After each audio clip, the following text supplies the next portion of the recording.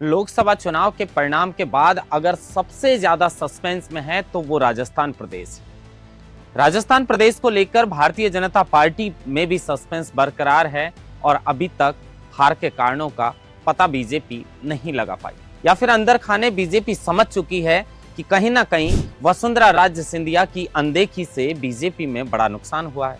क्या मुख्यमंत्री भजनलाल शर्मा बीजेपी की बड़ी भूल है? और राजस्थान की जनता इस बात को लेकर बिल्कुल भी सस्पेंस में नहीं है, क्योंकि राजस्थान में एक रिवाज वर्षों से चला आ रहा है, सदियों से चला आ रहा है कि परिवर्तन करने में राजस्थान की जनता देर नहीं लगाती। 2013 के अंदर राजस्थान में चुनाव हुए और कांग्रेस की करारी हार हुई विधानसभा चुनाव के दरमियान, और वसुंधरा राजे सिंधिया के नाम पर भारतीय जनता पार्टी ने चुनाव लड़ा और एक शानदार जीत दर्ज की। लेकिन वसुंधरा राजे सिंधिया की जीत के बाद जब लोकसभा के चुनाव हुए तो मोदी जब पहली बार प्रधानमंत्री बने 2014 के अंदर, तो उस समय राजस्थान में बीजेपी की सरकार थी और 25 की 25 सीटें राजस्थान से बीजेपी के खाते में गई थी। मुख्यमंत्री थी वसुंधरा राजे सिंधिया। लेकिन 2018 के विधानसभा चुनाव में 5 वर्ष तक 13 से 18 सचिन पायलट ने कांग्रेस में शानदार मेहनत की बतौर प्रदेश अध्यक्ष और कांग्रेस ने जीत दर्ज की। इतना ज्यादा बड़ा आंकड़ा नहीं था, लेकिन बहुमत के करीब कांग्रेस पहुंची और सरकार बनाई।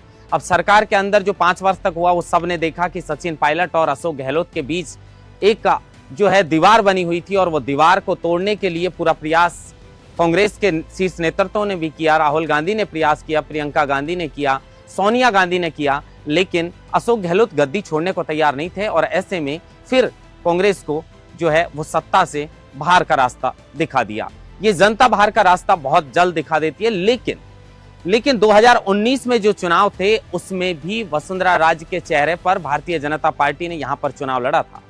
हार के बावजूद इतनी बड़ी बीजेपी की विधानसभा चुनाव में हार नहीं थी, लेकिन लोकसभा चुनाव के अंदर फिर से 25 सीटें भारतीय जनता पार्टी के खाते में गई थी। लेकिन इस बार भारतीय जनता पार्टी को इतना बड़ा जोरदार झटका लगा है कि बीजेपी कंफ्यूजन में है कि राजस्थान से ऐसा क्या हो गया। जहां पूर्वी राजस्थान से मुख्यमंत्री भजनलाल शर्मा जो भरतपुर के अटारी से आते हैं, उनको भारतीय जनता पार्टी ने भरतपुर से मुख्यमंत्री बनाया पूर्वी राजस्थान को साधने के लिए। लेकिन अलवर को छोड़े तो पूर्वी राजस्थान की कई सीटों पर बीजेपी को बड़ा नुकसान हुआ है। हालांकि लोकसभा अध्यक्ष ओम बिरला चुनाव जीतने में कामयाब हो गए। प्रहलाद गुंजल को कम वोटों से कह सकते हैं कि इतना बड़ा कोई जीत का अंतराल नहीं था, चुनाव हरवा दिया है। लेकिन लोग बताते हैं और लोग चर्चा करते हैं कि ओम बिरला के कहने पर ही जो है मुख्यमंत्री भजनलाल शर्मा को चुना गया। उसके बावजूद राजस्थान में ईआरसीपी की एक बड़ी योजना थी, पूर्वी राजस्थान नहर परियोजना।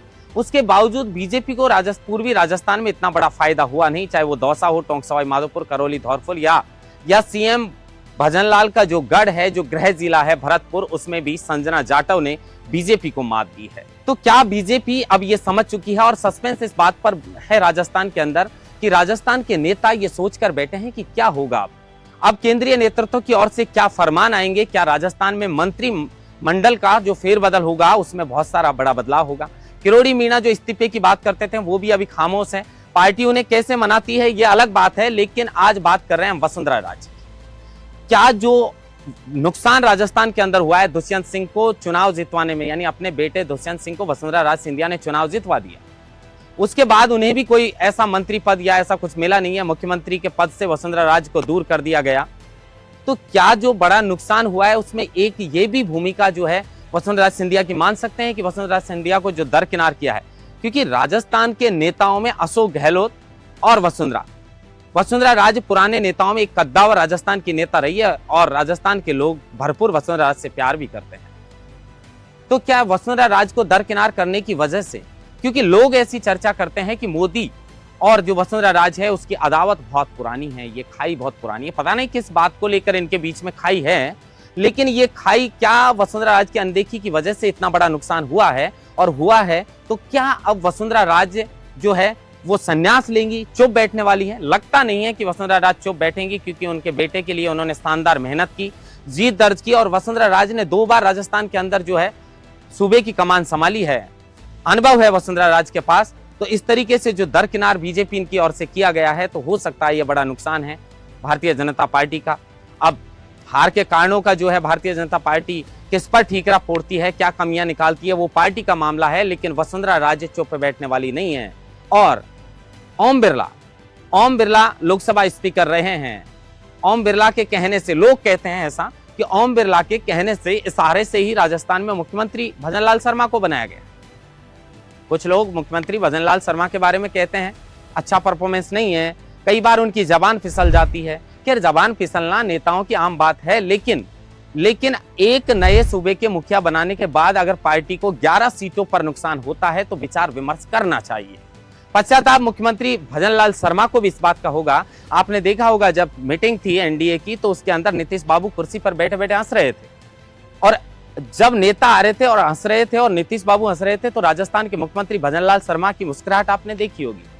लेकिन शायद मुख्यमंत्री भजनलाल शर्मा इस बात को भूल चुके थे कि राजस्थान के अंदर विगत 10 वर्षों से 25 की 25 सीटें भारतीय जनता पार्टी के खाते में आती हैं। बावजूद उसके इतना बड़ा इस बार नुकसान हुआ है, लेकिन उनके चेहरे पर मुस्कुराहट थी। अब वो चेहरे पर मुस्कुराहट थी या अंदर कोई दर्द छुपा था, या फिर उन्हें भी एहसास इस बात का हो चुका है कि कहीं ना कहीं मैं कहीं बीजेपी की भूल तो नहीं, क्योंकि उनको सीट जाने का डर मुख्यमंत्री भजनलाल शर्मा के चेहरे पर अच्छी तरह से आप लोग देख सकते हैं।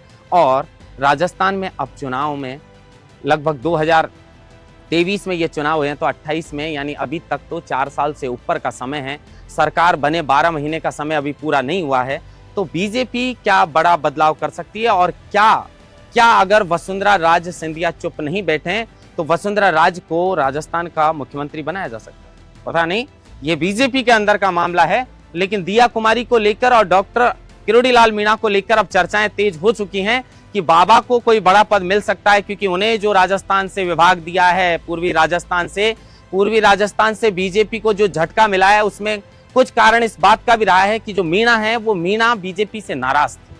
नाराज होने की वजह यही थी कि वो किरोड़ी को मुख्यमंत्री देखना चाहते थे, नहीं बने, उप मुख्यमंत्री भी नहीं बने। तो उसके बाद अगर देखा जाए तो उन्हें जो विभाग दिया गया था उस विभाग को भी इस तरीके से छिन्न भिन्न कर दिया गया, जिसको लेकर मीणा समाज ने यह माना है कि किरोड़ी लाल मीणा का अपमान किया गया है। हालांकि स्वयं किरोड़ी लाल मीणा इस बारे में कुछ नहीं कहते, वो खुश नजर आते हैं।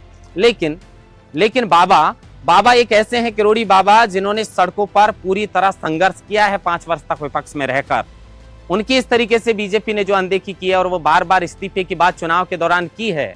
अब चुनाव जहां किरोड़ी ने बात की है वहां पर चुनाव बीजेपी हार गई है, लेकिन अभी तक इस्तीफा नहीं दिया है। तो क्या बीजेपी अंदर खाने उन्हें रोक रही है कि ऐसा बड़ा बवाल मत कीजिए, आपके लिए कुछ बड़ा सोचा जा रहा है? तो क्या डिप्टी सीएम उन्हें बना दिया जाएगा? क्या फिर दिया कुमारी या वसुंधरा में से राजस्थान की कोई भावी मुख्यमंत्री हो सकती है? अब इंतजार इस बात का हमें भी रहेगा, और इंतजार इस बात का भी रहेगा कि राजस्थान को लेकर किस तरीके से पूरी बीजेपी को एकजुट करने की कोशिश भारतीय जनता पार्टी की ओर से की जाती है। और पूर्व मुख्यमंत्री वसुंधरा राज के बारे में अब बीजेपी क्या सोचती है और वसुंधरा राज सिंधिया अब क्या कुछ करने वाली हैं।